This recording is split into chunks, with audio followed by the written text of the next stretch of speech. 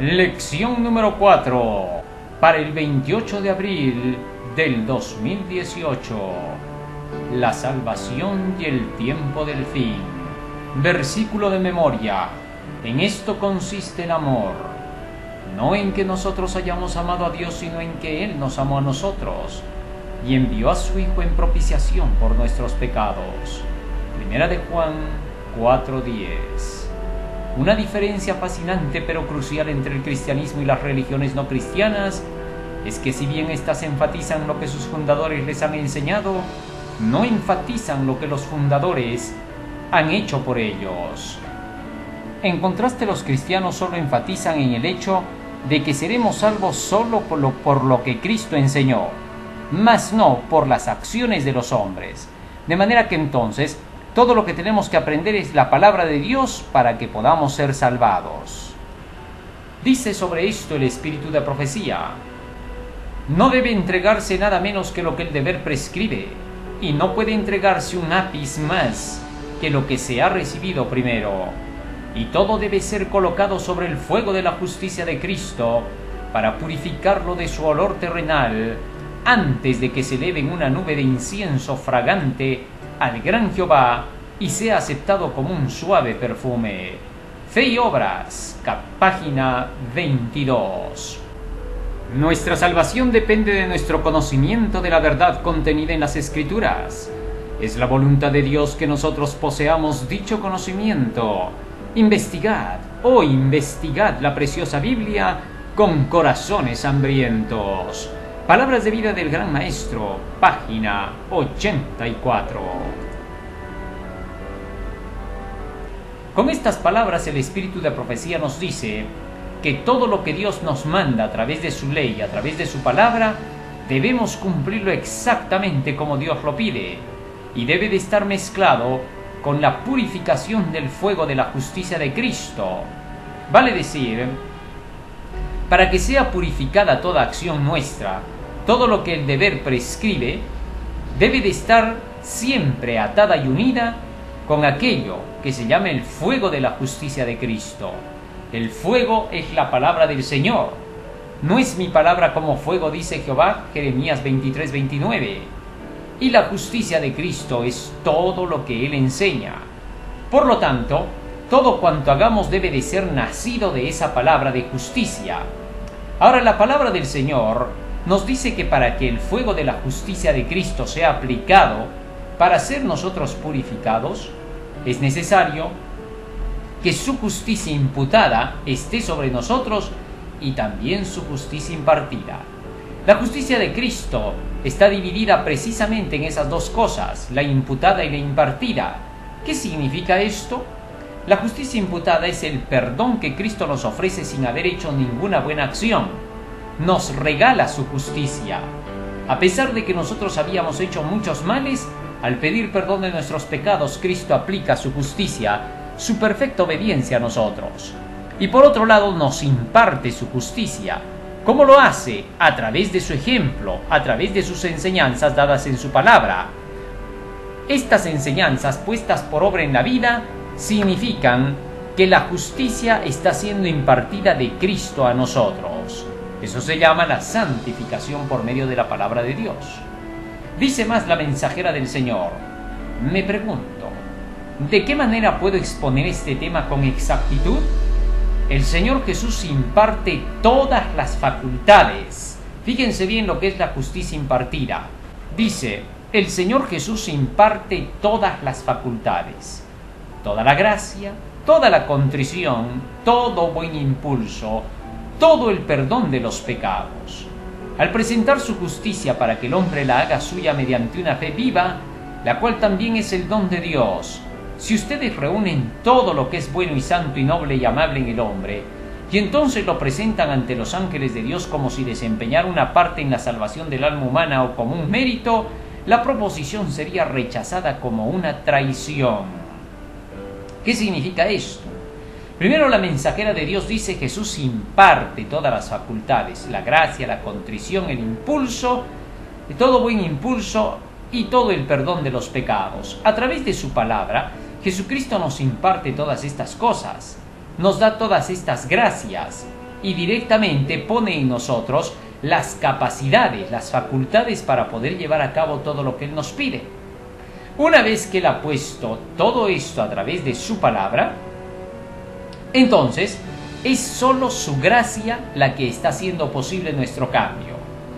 Entonces, cuando nosotros leemos la Biblia, a través de ella nosotros podemos recibir toda la enseñanza necesaria para nuestra transformación. Así todo viene de Cristo. No solamente el perdón viene de Cristo, sino también la transformación. Para muchos en las religiones falsas enseñan que Jesucristo solo nos dé el perdón y que nosotros hacemos todo lo correcto de allí en adelante porque ya somos cristianos. Y que a eso se le llama la gracia de Dios. Mentira, no es verdad. Cuando nosotros somos perdonados de nuestros pecados, Jesucristo ahora imparte su gracia a través del conocimiento del Evangelio para que nosotros podamos ser transformados por este conocimiento hasta llegar a la perfección de Jesucristo. Dice el apóstol Pablo en el libro de Efesios capítulo 4 versículo 13 y 14: hasta que todos lleguemos a la unidad de la fe, a un varón perfecto a la medida de la estatura de la plenitud de Cristo. Así que entonces, a través del conocimiento de la palabra del Señor, dice el apóstol que llegamos a la altura de la perfección de Cristo, a un varón perfecto a la medida de la estatura de la plenitud de Cristo. Así es como entonces el Señor imparte toda su justicia.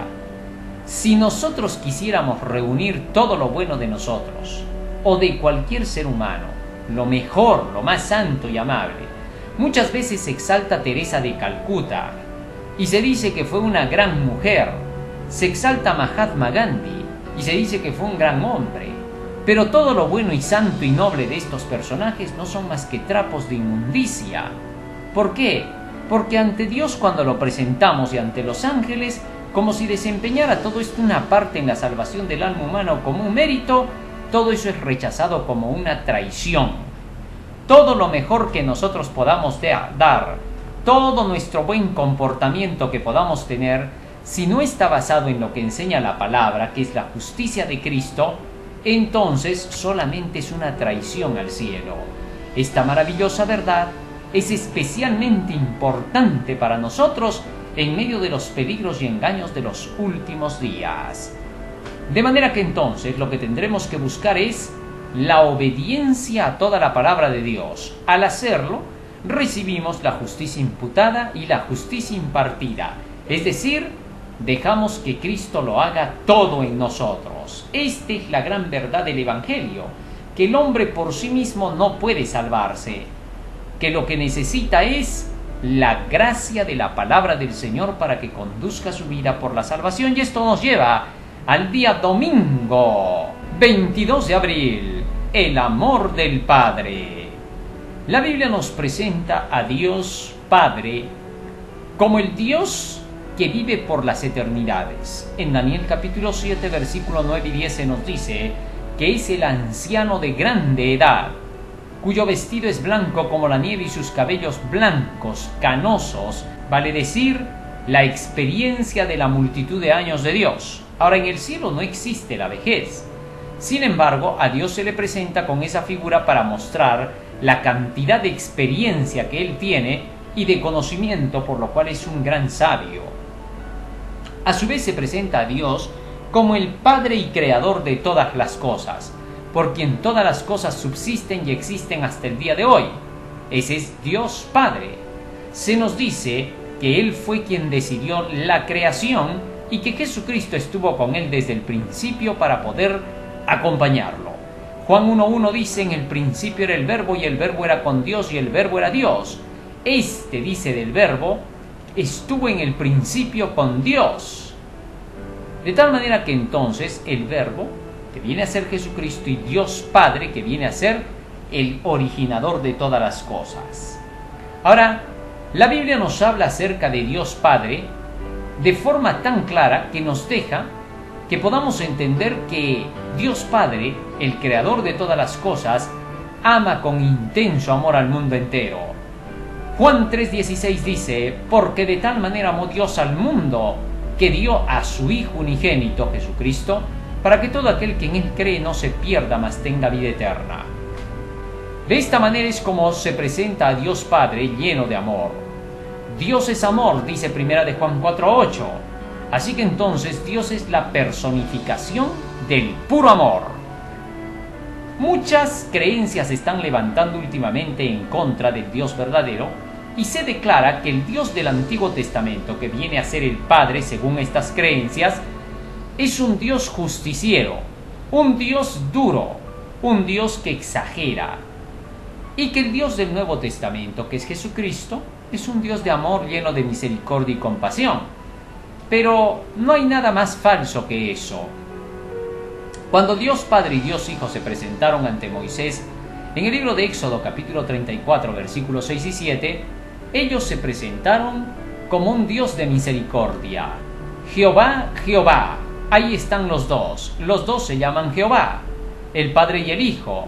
Jehová, Jehová, grande en misericordia, lleno de misericordia, de piedad y compasión, que perdona la iniquidad del pecado y la rebelión. Así es como Dios se presenta, Dios Padre, como un Dios compasivo. El hecho de que Dios haya actuado con justicia por el mal comportamiento de los hombres en el pasado no le desmerita por nada su misericordia y su amor. El trono de Dios prácticamente está basado en justicia y en misericordia. Así es como lo escriben los profetas del Antiguo Testamento. El trono de Dios está basado precisamente en estas dos cosas. La justicia y la misericordia son atributos del verdadero Dios. Nos dice el salmista acerca de este atributo divino. Salmo 89, 14 al 16. Justicia y juicio son el cimiento de tu trono. Misericordia y verdad van delante de tu rostro. Así es como el salmista muestra que Jesucristo, que Dios, el Padre, está sentado sobre un trono de justicia y delante de él va la misericordia y la verdad. La justicia es la ley de Dios, la santidad, la pureza. Justicia es dar a cada quien según sean sus acciones. La misericordia representa a la palabra de Dios, donde el Señor ofrece el perdón, donde el Señor ofrece la felicidad, la alegría y lo mejor para un ser humano. Y estas dos cosas se combinan, la justicia y la misericordia, para mantener el equilibrio del carácter de Dios, que los dos juntos se llaman amor. Dios es capaz de perdonar al pecador por más de que haya cometido los peores errores, si éste se arrepiente. A eso se le llama la misericordia de Dios. Y aunque todo el mundo lo acuse y diga que no es digno de perdón, Dios lo perdona. Esa es la misericordia. La justicia de Dios, que si el hombre llega a cometer un pecado y no quiere abandonarlo y se pone rebelde defendiendo ese pecado, entonces la justicia dice, así sea un solo pecado, no entre en el cielo. Y aunque todo el universo le pidiera a Dios que deje entrar a este hombre en el cielo, Dios no lo permitiría. Porque el Señor dice claramente en Éxodo 34, versículo 7, Jehová es grande en misericordia, que perdona la iniquidad, el pecado y la maldad del hombre, pero que de ningún modo justificará al malvado. De esa manera es que el Señor está diciendo que Él puede perdonar los pecados de un hombre arrepentido, pero que jamás pasará por alto al que no se quiere arrepentir. Esa es la justicia perfecta del Señor. Su misericordia y su justicia entonces están claramente delineadas en la Biblia, y Dios Padre manifiesta su amor a través de esto. El Señor reprende a su pueblo hasta el día de hoy para mostrar su justicia.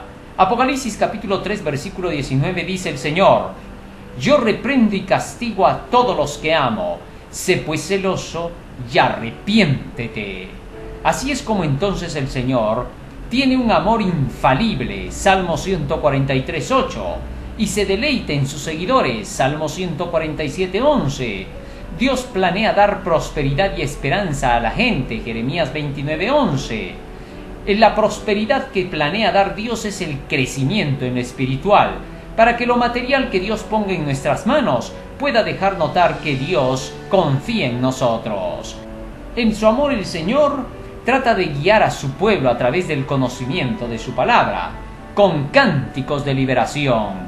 Un Dios que en el futuro, cuando finalmente, dice Sofonías 3:17, estén los hijos de Dios en el cielo, el Señor en su gran amor ya no tendrá que llevar a su pueblo adelante por medio de las reprensiones, porque eso habrá terminado. Pero ahora no, ahora todavía el Señor reprende y castiga a todos los que ama. Muchas religiones falsas y espiritistas enseñan que Dios ya no nos reprende ahora, que ya Dios no es un Dios reprensor. Eso es mentira. Hay que tener cuidado con esa falsa posición, porque en Apocalipsis 3:19, repito, que dice el Señor que al que ama reprende, disciplina y castiga. Hebreos capítulo 12, versículos 5 hasta el 7 dice que el Señor al que ama castiga y azota a cualquiera que recibe por hijo. Todo esto no es maldad de Dios, todo eso es amor de Dios. Así como Dios es capaz de perdonar, antes de perdonar, primero nos llama la atención para poder saber en qué nos va a perdonar. ¿Cómo podemos pedir perdón a Dios si primero no sabemos que le hemos ofendido? No puede darse curación al enfermo si primero no se le muestra que está enfermo. Así que Cristo dijo: yo no he venido por sanos sino por enfermos. Así que entonces, primero el Señor nos muestra nuestro pecado reprendiéndonos porque nos ama. ¿Para qué? Para que seamos celosos en arrepentirnos. Maravilloso hecho de parte de Dios. Piense en el hecho de que Jesús representa a Dios el Padre, dice la lección, y que Jesucristo también actúa como el Padre. Primero nos ofrece el poder ser perdonados si aceptamos sus reprensiones y llamados. El que no quiere aceptar la reprensión de Cristo peca contra su propia alma. Proverbios capítulo 1, versículo 23 y 24. Volveos a mi reprensión, y he aquí yo os derramaré de mi espíritu, y os haré saber mis palabras. Por cuanto llamé y no quisisteis oír, extendí mi mano y no hubo quien amonestase. De manera que así el Señor nos dice que nos reprende para que aprendamos su palabra. Y esto nos lleva al día lunes 23 de abril, el amor de Cristo. El amor de Cristo fue una revelación del amor de Dios en Él. Él dijo: yo de mí mismo nada hago. San Juan 5, 19 y 30. El Padre que está en mí, Él hace las obras. San Juan capítulo 14, versículo 12. Así entonces Jesucristo, cuando estuvo en la tierra, no manifestó nada que el Padre no haya puesto en Él. Para que Jesús llegara a ser lo que fue necesario que el Padre estuviera en Él. Para que el Padre, que es la vida eterna, estuviera en Él, fue necesario que Jesús estuviera lleno de los mandamientos de su Padre. Por eso en San Juan capítulo 12, versículo 48 al 50 dice: y sé que su mandamiento es vida eterna. Dios es vida eterna, y Dios a través de sus mandamientos puso en Jesús la vida eterna. Y de esta manera es como Jesucristo manifestó al Padre en su vida. Así, cuando los mandamientos de Dios estuvieron en Cristo, Él mismo manifestó el amor del Padre. Él dice: he guardado los mandamientos de mi Padre y permanezco en su amor. Si guardaréis mis mandamientos, permaneceréis en mi amor. Así que entonces Cristo reflejaba el amor del Padre solo porque los mandamientos de Dios estaban en Él y los obedecía. Así también nosotros podemos reflejar el amor de Cristo si guardamos sus mandamientos. Jesús estuvo como ser humano en la tierra, cargando con todas las debilidades de un humano, y podía pecar como cualquiera, pero no pecó jamás. Hebreos capítulo 4, versículo 15 y 16. Hebreos capítulo 5, versículos 7 y 8. Él nos dio el secreto de vivir así y ser lleno de misericordia y justicia. Él dice: ejemplo os he dado para que os hagáis como yo he hecho. San Juan 15, 14. El verdadero amor es una mezcla de la misericordia y la justicia. Así como en el cielo se ve en el trono de Dios en Apocalipsis 4, el arco iris celeste que representa la mezcla de la justicia y la misericordia de Dios, así esa misericordia y justicia están en Dios y en Jesucristo.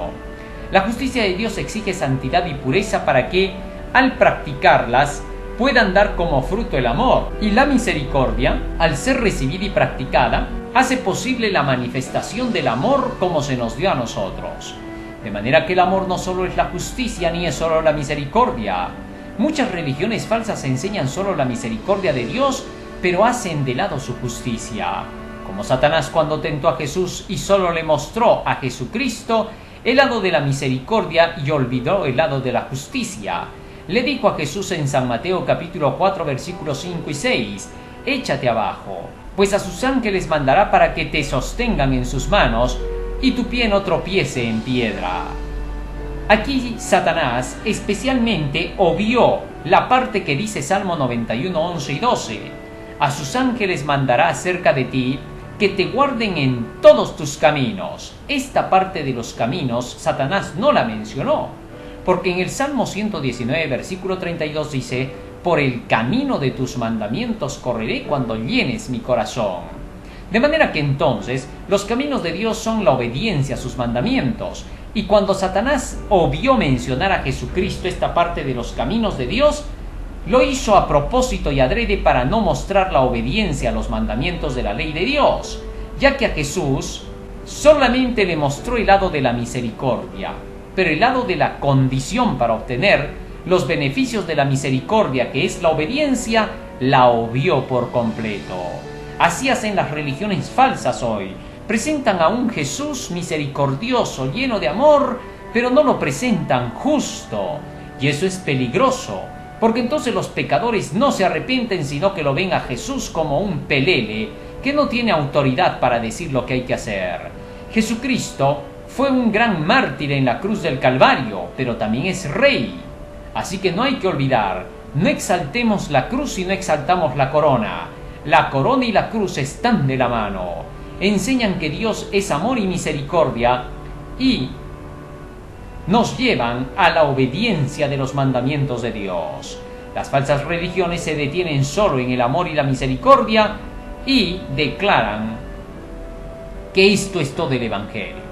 Nos dice el espíritu de profecía en relación a no cometer este error. La religión liviana que hace del pecado algo de poca gravedad y que constantemente se detiene en el amor a Dios hacia el pecador, anima a este a creer que Dios lo salvará mientras continúe en el pecado, sabiendo que es pecado. Mensajes Selectos, tomo 3, página 175. Así que debemos de tener cuidado con esa religión liviana que engaña y que declara que Dios es solamente amor y se queda en ese detalle, en lugar de presentar también la justicia para demostrar que Dios es equilibrado. Dice más el espíritu de profecía: muchos a quienes subleva la doctrina de los tormentos eternos se lanzan al error opuesto. Ven que las santas escrituras representan a Dios como un ser lleno de amor y compasión, y no pueden creer que haya de entregar sus criaturas a las llamas de un infierno eterno. Pero como creen que el alma es de por sí inmortal, no ven otra alternativa que sacar la conclusión de que toda la humanidad será finalmente salvada. Muchos son los que consideran las amenazas de la Biblia como destinadas tan solo a amedrentar a los hombres para que obedezcan y no como debiendo cumplirse literalmente. Así el pecador puede vivir en placeres egoístas sin prestar atención alguna a lo que Dios exige de él y esperar sin embargo que será recibido finalmente en su gracia. Semejante doctrina que se especula con la misericordia divina pero ignora su justicia, agrada al corazón carnal y alienta a los malos en su iniquidad. Conflicto de los siglos 592. No se debe olvidar el hecho de que el amor de Dios llega a nuestros corazones por medio de la palabra de Dios. Jesús dijo: ni tenéis el amor de Dios en vosotros, a los judíos, porque no tenéis su palabra morando en vosotros. San Juan capítulo 5, versículo 38 y 42. Esto significa que si Jesús estaba lleno de amor, es porque estaba lleno de la palabra de Dios. El cumplimiento de la ley es el amor. Jesús cumplía esa ley y por eso se vio en el estilo de su vida que Él tuvo puro amor. Hoy se pide de nosotros hacer lo mismo y manifestar ese amor puro y verdadero. Por eso, leemos la Biblia todos los días para lograrlo. Y esto nos lleva al día martes 24 de abril, el amor del Espíritu. El Espíritu Santo es la tercera persona de la divinidad y creador por tanto del hombre. Job capítulo 33 versículo 4. Estuvo en la tierra desde el principio del mundo. Génesis capítulo 1 versículo 2. Guió al pueblo de Dios desde la antigüedad. Isaías capítulo 63 versículo 13 al 15. Su misión es guiar a toda la verdad. San Juan capítulo 16 versículo 8. La verdad es toda la ley de Dios, Salmo 119, 142. Y la palabra de Dios, que es toda la Biblia, San Juan capítulo 17, versículo 17. Y Jesús se declara ser la verdad, San Juan 14, 6 al 8. De manera que cuando el Espíritu Santo nos guía hacia la ley y hacia la palabra, en realidad nos está guiando hacia Cristo. Los judíos muchas veces decían que ellos seguían la verdad, y Jesús se declaró por eso ser Él la verdad. Y les mostró que cuando lo estaban rechazando a Él, estaban rechazando esa verdad. San Juan 5, 46 y 48. Les dijo: si ustedes creyesen a Moisés, me creerían a mí, porque de mí escribió él. Así que rechazar a Cristo como persona no es un pecado tan grave como el de rechazar a Cristo como la verdad. Muchos rechazan a Cristo como la verdad y dicen aceptar a Cristo como persona. Dejan de lado lo que dice la palabra de Dios, no les importan las escrituras, dicen que el conocimiento no los va a salvar sino Jesucristo. Así rechazan a Cristo como la verdad y lo quieren aceptar simplemente como persona. Cristo fue claro. Si a Él lo rechazaban, dijo Él, aunque rechacen al Hijo del Hombre, no pasa nada. Pero si rechazan al Espíritu Santo, no tienen perdón ni en esta vida ni en la venidera. El Espíritu Santo trabaja con la palabra de Dios. Él mismo se declara ser la palabra. San Juan capítulo 6, versículo 63. Cristo dijo: las palabras que yo os he hablado son espíritu y son vida. Así, de esa manera, Jesucristo estaba mostrando que el Espíritu Santo es el que inspira las palabras escritas en el Santo Libro, y que los que hacen de lado a este libro y dicen creer en Jesucristo mienten, porque están rechazando al Espíritu de gracia, y sin este Espíritu no hay vida eterna. La verdad es la que nos hace libres del pecado, y por lo tanto los que no sean libertados del pecado no tendrán la vida eterna. El apóstol Pedro escribe en su carta que el Espíritu Santo tiene la misión de santificar por medio de la verdad, primera de Pedro 1, 2 y 22. Y la santificación dice que es por medio de la verdad, y la verdad, dijo Jesús, que es la palabra de Dios, San Juan 17, 17. Por eso dice Pablo que el amor de Dios ha sido derramado en nuestros corazones por medio del Espíritu Santo. ¿Por qué? Porque la palabra de Dios se ha derramado en nuestros corazones por medio del Espíritu que la inspiró y llega hoy hasta nosotros. La palabra es el amor de Dios, como hemos leído en San Juan 5, 38 y 42. Esta palabra, que ha sido inspirada por este Espíritu de Dios, como lo dice 2 de Pedro 1, 21, es la que nos hace permanecer en Jesús por medio de sus enseñanzas. Así es como el Espíritu Santo mora en el corazón, San Juan 6, 63. Y hace que permanezcamos en Cristo, obedeciendo sus mandamientos. Primera de Juan capítulo 3, versículo 22 y 23. San Juan capítulo 15, versículo 4 y 5. Ezequiel capítulo 36, versículo 27. Y por eso el apóstol Pedro escribió que el Espíritu Santo le es dado a los que le obedecen. Hechos 5, 32. Así es como entonces el Espíritu Santo trabaja dentro de nuestros corazones para conducirnos a la obediencia de los mandamientos de la ley de Dios. Por eso se dice que el Espíritu es amor. Tanto Dios es amor, Jesús es amor y el Espíritu Santo es amor. Y los tres están en consonancia para guiarnos hacia la santidad, a la vida eterna. Y esto nos lleva al día miércoles, la seguridad de la salvación. Algunos adventistas del séptimo día se preguntan si serán salvos. Les falta seguridad y anhelan conocer su futuro. En términos de vida eterna se esfuerzan por ser buenos y sin embargo se quedan cortos. Miran introspectivamente y es poco lo que encuentran que los anime en su experiencia de vida. Cuando vemos la inmensa brecha entre el carácter de Jesús y el nuestro, o cuando leemos un versículo como estrecha es la puerta y angosto el camino que lleva a la vida, y pocos son los que la hallan, Mateo 7:14, ¿quién no tiene momentos en los que se pregunta si lo logrará? Cuando alguna vez le preguntaron a Jesús ¿qué había que hacer para ser salvos?, Jesús contestó: los mandamientos debes guardar. Pero ¿cómo podemos nosotros tener la seguridad de la salvación? Primero que nada tenemos que entender qué cosa es estar salvado. Cuando alguna vez a Jesús le preguntaron ¿qué había que hacer para ser salvo?, Jesús contestó: Los mandamientos debes guardar. San Mateo capítulo 19, versículo 17 al 21. Y al doctor de la ley le dijo, ¿qué está escrito en la ley? ¿Cómo lees? San Lucas 10, 25 y 26. De manera que para lograr salvarse, lo que el hombre tiene que hacer es obedecer perfectamente la ley de Dios. Por esta razón, nadie puede decir ahora mismo que ya está salvo, porque nadie puede declarar que ya obedece toda la ley. Eso es un imposible. Por eso Jesús dijo, el que persevere hasta el fin, éste será salvo.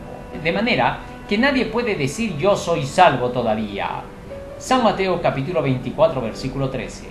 Sé fiel, dice Jesucristo, hasta la muerte yo te daré la corona de la vida. Apocalipsis capítulo 2, versículo 10. Así que entonces, no podemos ahora decir en ningún momento que ya estemos salvados. Nada en la Biblia indica que ya estemos salvos ahora mismo. Por el contrario, el mismo apóstol Pablo declara, no que yo sea perfecto ni que lo haya alcanzado ya, sino que prosigo para alcanzar aquello para lo cual fui llamado. Filipenses capítulo 3, versículo 12 y 13. De manera que entonces, aquí la Biblia nos enseña que de ninguna manera podemos atribuirnos el acto de estar salvados. Nadie está salvado todavía. Nos dice claramente el espíritu de profecía también en Mensajes Selectos, tomo 1, página 329. Nunca digáis que estáis a salvo. Eso es una mentira y un error. Ningún transgresor de la ley está salvado todavía. Así que nadie puede decir que ya está salvado. Sin embargo, el entrar en el camino de la salvación sí está perfectamente delineado en la palabra de Dios. Que si creemos en la verdad, en el Evangelio de Dios, entonces podemos comenzar a vivir ya en la senda de la vida eterna. La salvación es un proceso, por lo tanto no es instantánea. Entramos en el camino de la salvación. Estar casi salvo es estar totalmente perdido. De manera que entonces no podemos declarar que estemos salvos todavía. Estamos caminando por el camino de la salvación. Nunca hay que olvidar eso, porque estamos siguiendo la senda de Jesucristo. Pero todavía no podemos decir que ya estamos salvos. Eso no es verdad. Hebreos capítulo 9, versículo 28 dice que Jesucristo aparecerá por segunda vez para salvar a los que le esperan. Así que entonces hay que tener cuidado cuando se dice a la gente que ya estamos salvados. Eso no es verdad. Nadie está salvado todavía. Hasta que Cristo venga y entremos por los portales de gloria, y entonces recién podremos decir, soy salvo. Pero mientras estemos tentados en esta tierra todavía y tengamos que enfrentar al mal, nunca debemos creer que estamos salvados, ni hacerle creer a nadie, ni aun en su primera fe, que ya esté salvado. Esto lo declara también el espíritu de profecía en el libro Palabras de Vida del Gran Maestro, páginas 118-119. Pedro creyó que estaba salvado y se equivocó, y cuando llegó el momento de la prueba, cayó. Así que tengamos cuidado y sigamos la advertencia del espíritu de profecía en relación a Pedro. Sin embargo, para el que llega a atender el mensaje de la verdad, el camino se le hace placentero con las promesas de Dios. Y por lo tanto, no puede andar desesperado diciendo ¿me salvaré o no me salvaré? No, porque a medida que ves escudriñando la palabra del Señor, se va dando cuenta que el camino hacia el cielo es placentero, está lleno de frutos de justicia. Y por esa razón, ama cada día más la verdad. Así que en lugar de estar pensando si se salvará o no se salvará, tome su Biblia, viva de cada palabra que sale de la boca de Dios, y entonces estará seguro de que va por ese camino que lleva a la salvación. Aquellos de quienes se dice que van por el camino angosto son personas que constantemente están siguiendo la palabra de Dios. El camino angosto es la Biblia. Ese es el camino de Dios. Por el camino de tus mandamientos correré. Salmo 119, 32. Por lo tanto, es el camino angosto por el cual caminamos, y a medida que lo vamos aprendiendo nos va gustando más y más. Y en lugar de decir me salvaré, no me salvaré, nos aferramos a las promesas de este libro. La Biblia dice claramente que el Señor ha provisto el camino como para que podamos alcanzar la gloria celestial. Proverbios capítulo 28, versículo 13 nos da las condiciones y los requisitos para poder alcanzar esa salvación. Dice, el que confiesa su pecado y se aparta del mal, ese alcanzará la misericordia. La confesión del pecado se da bajo el reconocimiento de nuestros males, y a eso se le llama arrepentimiento. Al confesar nuestro pecado reconociendo nuestros males, somos perdonados por la fe o justificados por la fe. Y al apartarnos del mal por medio de la obediencia se le llama conversión. Y este apartamiento del mal no es por nuestros propios esfuerzos, no es por nuestras propias obras. El apartarse del mal se logra por medio de la santificación. ¿Y qué cosa es la santificación? Es la obediencia a la palabra de Dios. San Juan 17:17 dice, santifícalos en tu verdad, tu palabra es la verdad. Cuando el cristiano estudia la palabra de Dios, esta palabra de Dios le indica cómo apartarse del mal camino. Y entonces, al obedecer a la palabra de Dios, el hombre termina siendo apartado del mal. ¡Qué maravilloso!, ¿no? De manera que entonces el hombre es justificado, perdonado por Cristo, pero también es santificado por Cristo. En las falsas religiones se enseña que el hombre es perdonado por la fe, pero que es santificado por las obras. Eso no es verdad. Ningún ser humano es santificado por sus propias obras. Todo ser humano es santificado por obedecer a la palabra de Dios. De manera que es la palabra del Señor la que nos aparta. La palabra santificar significa separar, apartar. Y cuando el sabio Salomón dice, el que confiesa su pecado y se aparta del mal alcanzará la misericordia, está diciendo en otras palabras, el que confiesa su pecado y estudia la Biblia y la obedece, alcanzará el perdón de sus pecados y la extirpación de estos. Dios no solo te quiere perdonar el pecado, Dios quiere extirpar el pecado de tu vida. De manera que entonces solamente el perdón de Jesucristo puede estar en aquel que está obedeciendo el mandamiento de Dios. Para que el perdón sea mantenido en el hombre, es necesario obedecer la ley. El que no obedece la ley y solo pide perdón, no está justificado por Cristo. Porque Romanos 2:13 dice, no son los oidores de la ley los que serán justificados, sino los hacedores de la ley los que serán justificados. Por lo tanto, entonces, para que podamos alcanzar la justificación completa de parte del Señor, necesitamos obedecer los mandamientos de Dios. Y de esta manera es que el hombre es salvado. Las falsas religiones enseñan que el hombre ya está salvado sin necesidad de obedecer la ley. Y que como ya está salvado, recién va a obedecer la ley después de estar salvado. Esa doctrina es satánica, no es bíblica. El diablo ha enseñado esa mentira, él se creía santificado en el cielo y enseñó a los ángeles a desobedecer la ley y hacerles creer que ya estaban santificados. Mentira, no hay que creer esa patraña. La Biblia es clara, el hombre solamente puede llegar a estar santificado por Dios cuando obedece los mandamientos de Dios, ¿correcto? Ese es el único camino. Por lo tanto, obedecemos no porque estamos salvos, sino para salvarnos. Esto lo enseña claramente la Biblia, constantemente lo repite. No sabemos de dónde han sacado los tales que defienden esa mentira de que el hombre ya está salvado y que por eso obedece recién los mandamientos de Dios. Así no enseñan las Escrituras. El apóstol Pedro dice en su primera carta en el capítulo 2, versículo 1 y 2, desechando pues toda malicia, todo engaño, hipocresía, envidia y todas las detracciones, desead como niños recién nacidos la leche espiritual no adulterada, para que por ella crezcáis para salvación. Así que aquí el apóstol nos pide que tengamos que apartarnos del mal y tomar la leche espiritual que es la palabra del Señor, para poder así por ella alcanzar la salvación. El apóstol Santiago dice lo mismo, Santiago 1:22. Dice que la palabra está injertada en nosotros, la cual puede salvar nuestras almas. En 1 Corintios 15:2 Pablo dice, si recibís la palabra que yo os predico, para que por ella seáis salvos. Así que entonces está más que claro que la Biblia enseña que el hombre es salvado solo cuando la palabra del Señor está en su vida puesta por obra. No hay otro camino para la salvación. Tengamos mucho cuidado con esas falsas doctrinas que están abundando hoy, enseñándole al hombre que ya está salvado solo por gracia. No es verdad. Cuando el apóstol Pablo dice por gracia sois salvos, también dice a través de que se cumplan con las obras que fueron preparadas de antemano por Dios para que andemos en ellas.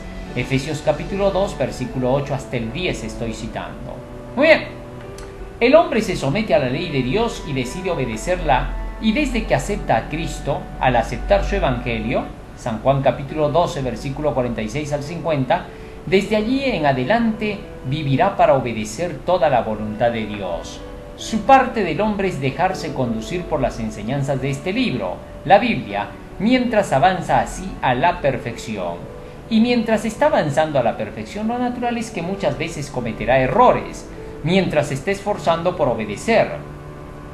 Pero lo bueno es que el cristiano odia el pecado y quiere hacer las cosas perfectas como Dios se las manda. Pero aún para eso hay solución. La Biblia dice que mientras el cristiano está luchando por obedecer la ley, si cometiera errores en el intento de hacerlo, estas cosas os escribo para que no pequéis. Y si alguno hubiere pecado, abogado tenemos para con el Padre a Jesucristo el justo. Primera de Juan 2:1. Así es como Cristo nos salva cada día, como decía Pablo, cada día muero. Primera de Corintios 15:31. Así vivimos con la seguridad de la salvación cada día. Jamás creemos diciendo ya estoy salvado. No. Cada día tenemos que morir a nuestro yo, para que así permanezcamos en la salvación cada día. Es un error pensar que digamos, yo ya estoy salvado por Cristo y ya por eso cada día vivo con la seguridad de mi salvación. No, eso es una falsa seguridad. La verdadera seguridad de la salvación está en que cada día renunciamos a nuestro yo. Pero si dejamos la ley de Dios de lado, entonces ya no tenemos hacia dónde caminar y no tendríamos nada que alcanzar, como decía Pablo, para ver si alcanzo aquello para lo cual fui llamado por Cristo, Filipenses 3:13. De manera que entonces necesitamos tener que alcanzar el nivel de la ley si queremos alcanzar la salvación, pero para hacer eso todos los días tenemos que entregarnos por completo a la dirección de Dios por medio de su palabra. Nos dice el espíritu de profecía: miramos más allá del tiempo, miramos la eternidad. Tratamos de vivir de tal manera que Cristo pueda decir: bien, buen siervo y fiel. Viva cada uno de nosotros de esa manera. Podemos cometer errores, podemos errar, pero Dios no nos dejará en el error. Si alguno hubiere pecado, abogado tenemos para con el Padre a Jesucristo el justo. Hay esperanza para nosotros, somos presos de esperanza. Mensajes Selectos, tomo 3, página 219. De manera que la Biblia nos enseña que si cometemos errores en el intento de obedecer perfectamente la ley, podemos levantarnos hasta llegar a cumplir perfectamente esa ley. Así que en medio de las luchas, las pruebas, las caídas y las levantadas, llegamos a obedecer perfectamente los mandamientos de Dios. Y somos salvos hacia el final. Pero los que sean negligentes y crean que porque cometen errores ya no pueden obedecer la ley y ya no se esfuerzan por cumplirla, perderán su vida eterna. Así es como entonces Dios ha trazado el camino para que todos alcancemos la salvación. Cristo promete en Apocalipsis 3:5: al que venciere, no borraré su nombre del libro de la vida. Y esto nos lleva al día jueves 26 de abril, el Evangelio Eterno. Lee Apocalipsis 14, 6 y 7, dice la lección. ¿Qué es el Evangelio Eterno? Al Evangelio se lo denomina eterno porque el Evangelio viene desde los tiempos antiguos, antes de la creación, antes de todas las cosas. Ya en el cielo se había determinado que este Evangelio enseñaría que a través de Jesucristo, con su sacrificio hecho en la cruz, se obtendría el perdón por medio de este cordero inmolado desde antes de la fundación del mundo. Romanos capítulo 16, versículo 25 y 26, y Primera de Pedro capítulo 1, versículo 18 al 22. La misión del Evangelio a través de Jesucristo es sacar a luz la inmortalidad. Segunda de Timoteo 1:10. Tal Evangelio es el mensaje de la palabra de Dios que está registrado desde el Génesis hasta el Apocalipsis. Efesios 1:13.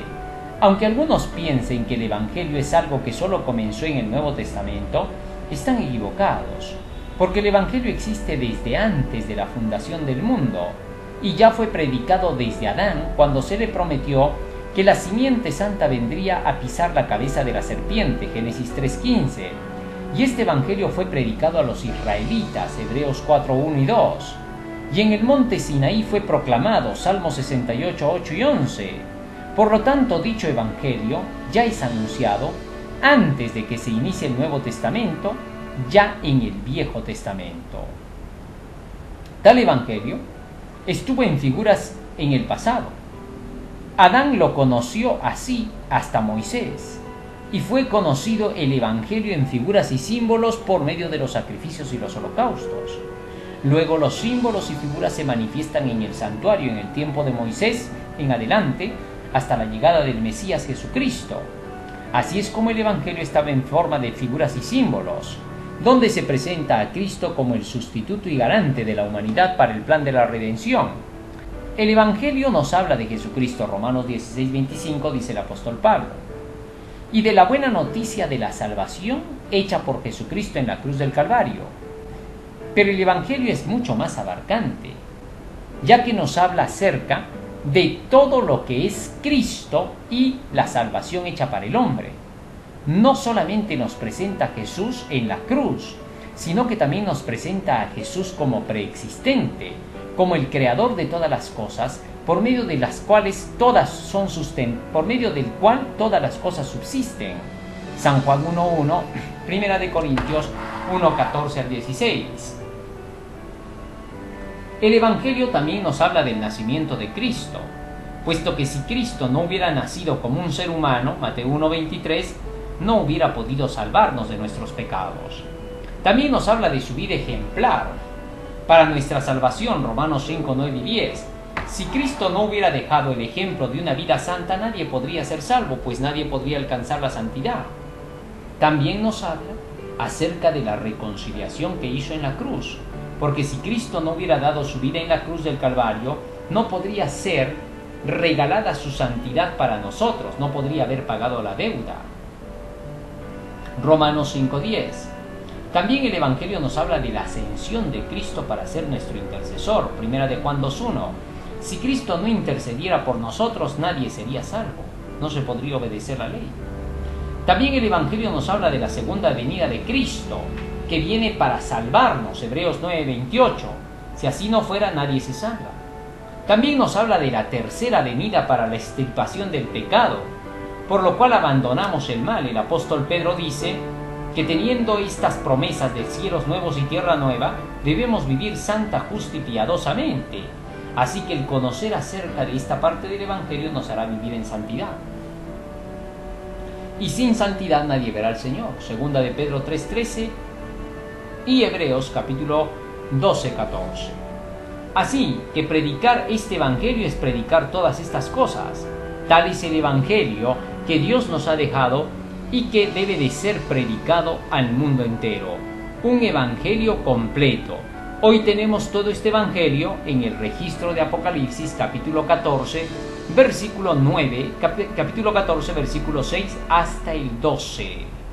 Así que entonces este Evangelio del mensaje de los tres ángeles nos habla de la hora del juicio y de cómo salir de Babilonia y no adorar a la bestia y a su imagen y lograr así la salvación. ¡Qué interesante que este Evangelio venga desde los tiempos eternos! Así que somos llamados a difundir este Evangelio sí o sí al mundo entero. Y esto nos lleva al día viernes 27 de abril para estudiar y meditar. Podemos tener seguridad de la salvación, pero no debemos ser presuntuosos, nos dice la lección. Debemos recordar entonces lo que nos dice el espíritu de profecía. Nunca digáis que estáis a salvo, porque el decir eso es una mentira. Así lo declara Mensajes Selectos, tomo 1, página 329, Palabras de Vida del Gran Maestro, página 118 a la 120. Jesús declaró terminantemente: no todo el que me dice Señor, Señor entrará en el reino de los cielos, sino el que hace la voluntad de mi Padre que está en los cielos. ¿Por qué dijo esto Cristo? Porque habían entre los judíos quienes creían que por simplemente decir Señor y creer en Jesucristo ya estaban salvados. Eso no es verdad. Nadie se salva por tan solo decir creo en Jesucristo. Cristo dijo, no basta con que crean en mí ni que me digan Señor, sino que también deben hacer la voluntad de mi Padre que está en los cielos. Mateo 7, 21 al 23. Jesús con esto muestra un claro ejemplo de aquellos que se justificaban a sí mismos. Declaraban que en el nombre de Cristo habían hecho muchas obras. Ellos no creían que estaban haciendo sus propias obras, sino que Jesús las hacía en ellos. Esto es increíble, porque decían, en tu nombre hemos echado fuera demonios y hemos hecho muchos milagros. Estos de veras creían que Jesús estaba haciendo todo eso por ellos, pero Cristo les declaró, mentira, no basta con que ustedes digan que creen en mí y por eso echen fuera demonios y hagan milagros. Eso no bastará para que ustedes se salven, porque ustedes, aparte de creer en mí, tienen que también hacer la voluntad de mi Padre, y esto es guardar los mandamientos de la ley de Dios. Salmo 48 dice, el hacer tu voluntad, Dios mío, me ha agradado y tu ley está en medio de mi corazón. Así que para poder hacer la voluntad de Dios, la ley tiene que estar escrita en el corazón. A menos que podamos creer en la ley y obedecerla, no tenemos ninguna facultad de decir que estamos haciendo la voluntad de Dios. Así, todos estos que se creían justos y santos le dijeron a Jesucristo eso. Hay que tener cuidado con esa religión falsa que dice que solo creas en Jesucristo y que de por sí te van a salir las buenas obras. Mentira, Señor. Tienes que creer en Jesucristo, aceptar su salvación hecha en la cruz del Calvario y su sacrificio, aceptar su sacrificio hecho en la cruz del Calvario, pero no quedarte ahí, sino dejar que te conduzca por medio de la obediencia a sus mandamientos, y recién podrás ser salvo. Solo los que hacen la voluntad de mi Padre que está en los cielos, por eso dijo Cristo. Finalmente, preguntas para dialogar. Al parecer Martín Lutero dijo, cuando me fijo en mí, no sé cómo puedo ser salvo. Cuando miro a Jesús, no sé cómo puedo perderme. Sin duda esto es una gran verdad. No podemos ser salvos si nos fijamos en hacer nuestras propias obras. Pero si nos fijamos en Cristo y hacemos su voluntad, seremos salvados. Así que cuando miro a Jesús no sé cómo puedo perderme. Es decir, cuando entiendo la palabra, cuando la leo, no entiendo cómo podría perderme con tantas promesas de Dios. ¡Qué maravilloso! Lee tu Biblia y cada día podrás estar seguro de que vas por el camino de la salvación. No lees la Biblia y estarás inseguro todos los días. Desde el principio del mundo ya ha sido determinado que todos los que acepten el Evangelio y decidan obedecerlos están inscritos para vida eterna. Así es como están destinados desde la fundación del mundo para la salvación aquellos que acepten el Evangelio, porque esto es lo que se hizo desde la fundación del mundo, que los que acepten desde la fundación del mundo el Evangelio, esos serán salvos. Maravillosa lección de esta semana, querido hermano. Que Dios te bendiga. Amén.